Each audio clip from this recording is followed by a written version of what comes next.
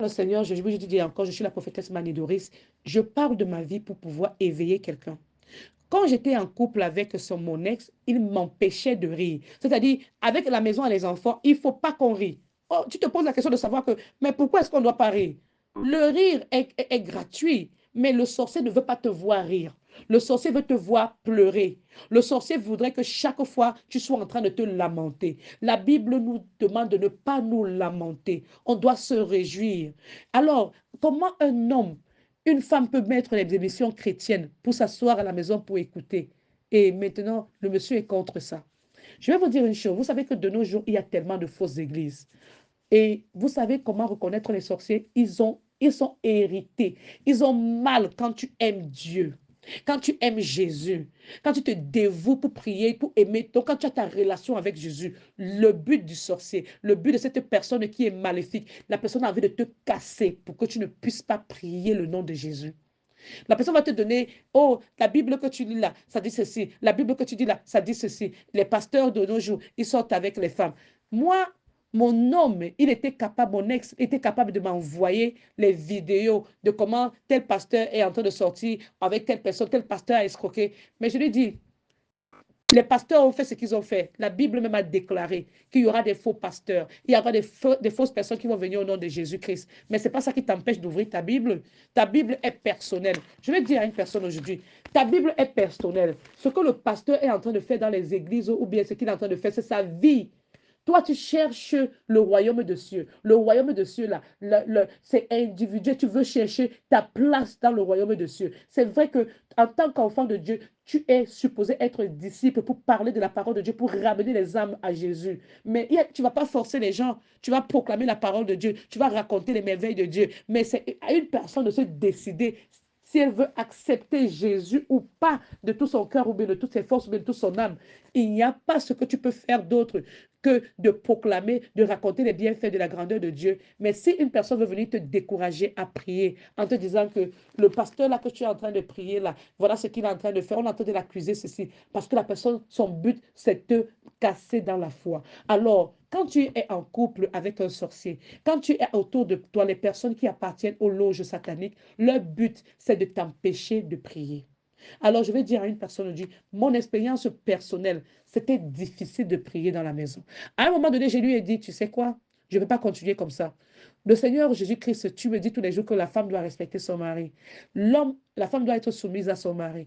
Mais toi, la femme est soumise à son mari. L'homme est le maître de la femme. Il est le chef de la femme. Et le Seigneur dit que l'homme doit construire sa maison sur le roc. Et le roc, c'est Dieu, le créateur du ciel et de la terre. Donc, si tu veux me montrer que tu es l'homme, montre-moi que tu peux tenir la Bible. Arrête cette Bible. Amène-nous qui sommes les enfants qui sont, toi tu es notre chef, amène-nous à prier. Prie avec nous. Parce que moi, je priais toujours avec mes enfants. Je prie avec les enfants. Et puis, oh, depuis quand on t'a ordonné, tu es parti au Vatican quand pour qu'on t'ordonne. J'ai dit, eh, mon Dieu, toi, en tant que le maître de la maison, en tant que le chef de la maison, c'est toi qui dois amener cette maison à louer Dieu. C'est Dieu qui a établi la loi, que l'homme est le chef de la femme, tu ne peux pas le louer. Quel Dieu est-ce que tu pries? Quel Dieu est-ce que tu pries? Je vais dire à une personne aujourd'hui, prenons le courage avant d'entrer dans le mariage, de demander à l'homme là, quelles sont tes appartenances religieuses? Demandons. Ça ne sert à rien de te mettre en couple avec une personne qui ne va pas respecter ton Jésus, qui ne va pas respecter le fait que tu pries Dieu. Je vais dire à une personne aujourd'hui, faites attention.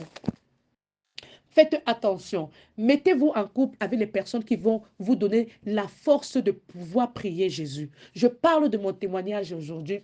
Je parle de mon témoignage aujourd'hui pour dire à quelqu'un, sois cette personne qui sera déterminée de dire, je refuse de te suivre.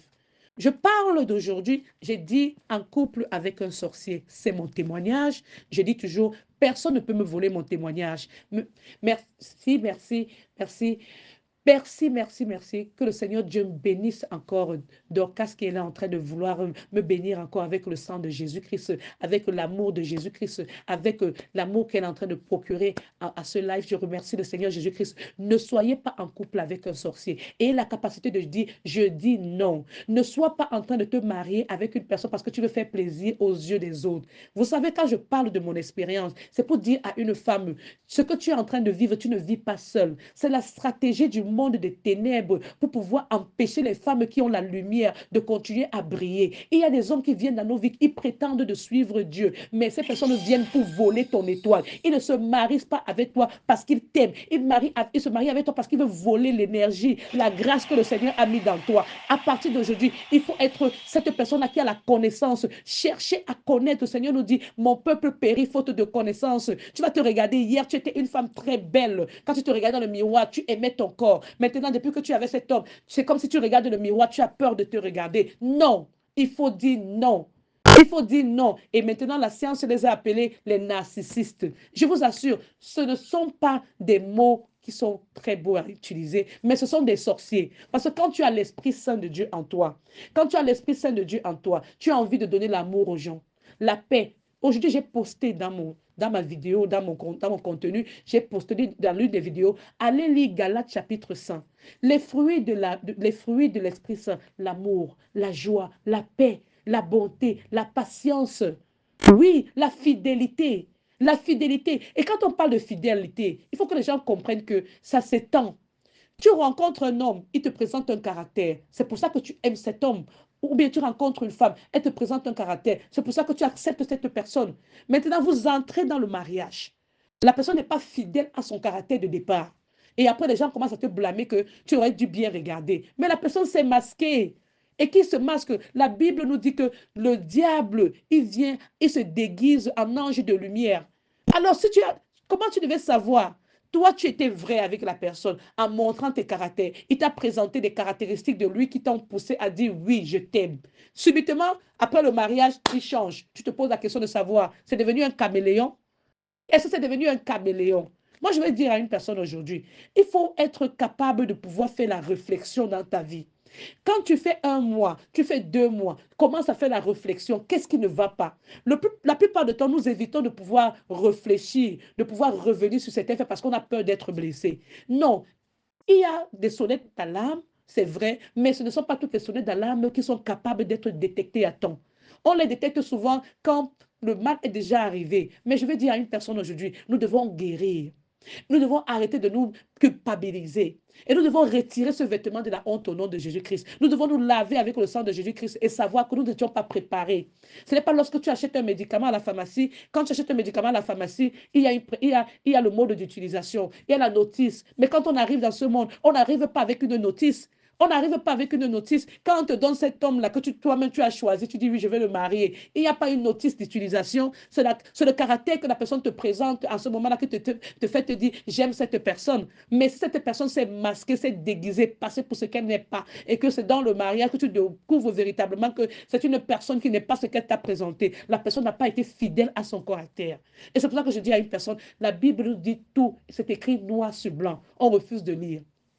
La semaine dernière, j'ai parlé de 2 Timothée 3. J'ai parlé de 2 Timothée 3 parce que la Bible nous souligne les caractéristiques des personnes qu'on doit s'éloigner d'eux.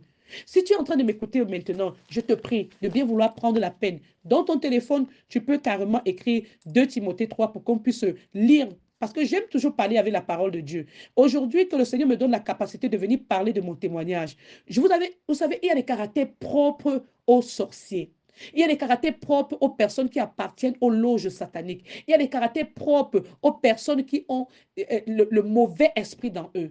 Parce que vous devez comprendre une chose, on est dans ce monde, il y a des personnes qui ont l'Esprit Saint, il y a des personnes qui ont le mauvais esprit. Et si tu te rends compte que tu as le mauvais esprit et que tu veux revenir à Jésus, ça veut dire que tu voudrais abandonner ces mauvaises habitudes et te vêtir du sang de Jésus-Christ. Dis que Seigneur, je dis que je refuse que le diable sorte, soit en train de dominer mon corps. Je demande qu'il sorte de mon corps maintenant et je prie que le Seigneur Jésus-Christ envoie le feu dans mon corps maintenant pour brûler tous les excréments de ce diable qui sort, tout dépôt qu'il a mis dans mon corps, qui sort de mon corps au nom de Jésus, parce que mon corps c'est le temple du Saint-Esprit.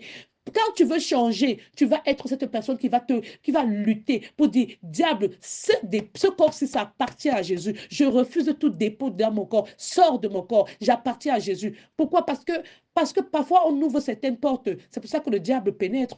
C'est pour ça que je dis toujours aux femmes, même si ton mari t'a fait n'importe quoi, ne va pas faire l'adultère, ne va pas faire la fornication. Je dis toujours aux hommes, arrêtez, ne croyez pas que c'est parce que vous allez aller dormir avec toutes les femmes là que ça va faire de vous des hommes capables. Non, il y a des femmes avec qui tu te couches, tu dors. C'est une reine des eaux là-bas. Elle est venue te puiser toute ton énergie. Elle est partie avec. Maintenant, tu te retrouves que tes affaires ne marchent plus.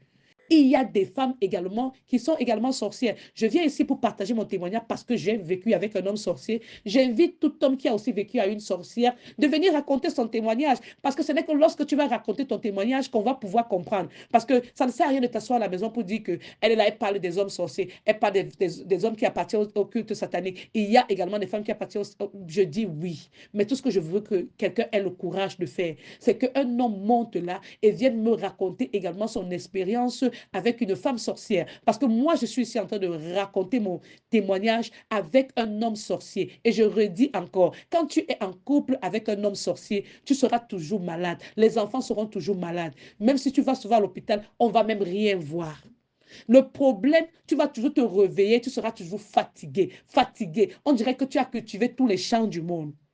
Parce que la personne t'absorbe ton énergie. La personne te vide de ton énergie. Alors, il y a des choses qu'on n'apprend pas à l'école. Quand je viens ici, parce que le Seigneur m'a dit, va, ce que je t'ai fait vivre, c'est parce que je veux que tu parles avec les détails. Je parle à quelqu'un avec les détails parce que j'ai traversé cela.